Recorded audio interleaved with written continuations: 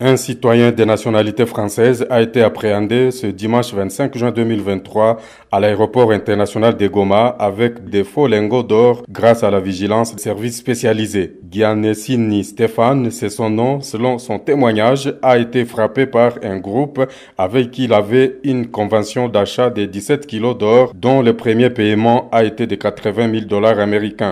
Normalement, j'attendais les papiers d'exportation, donc j'imaginais avoir toute autorité pour transporter l'or. Et effectivement, ce sont des individus d'ici qui m'ont remis le colis. Et nous regrettons vraiment que la confiance de ces personnes ait été ébranlée par d'autres personnes. Non, j'attendais le colis complémentaire. Ça, c'était un échantillonnage. Et il y avait un colis qui devait arriver et qui, malheureusement, avec les papiers, n'est jamais arrivé.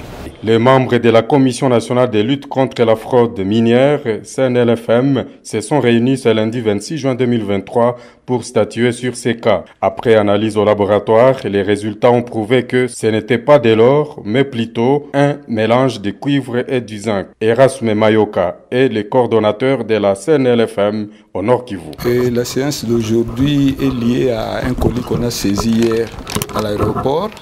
Et comme on ne connaissait pas le nom des produits, mais l'opérateur avait déclaré que c'était de l'or, mais nous on ne confirme pas comme ça. Pour confirmer, il faut une réquisition d'expertise. C'est parce que c'est le CC qui expertise.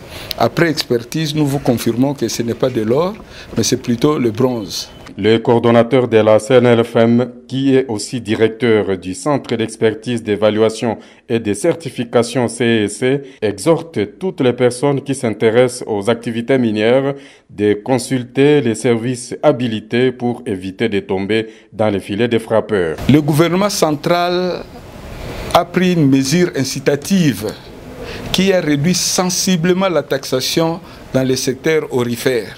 C'est ainsi que nous invitons tout le monde qui a de l'or, qui se présente seulement au bureau du CEC à l'exportation, au niveau de la production, au bureau de SAEMAP et de la division des billes.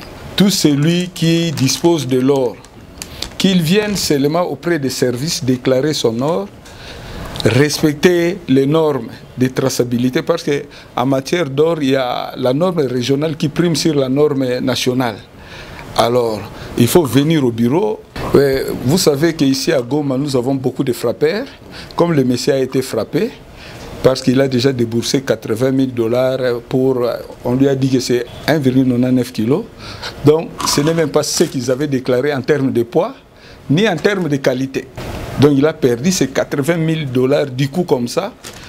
La taxation au niveau de... pour l'or, par le passé, c'était 3,5, on avait réduit à 1,5, actuellement c'est 0,5%, toute la taxation.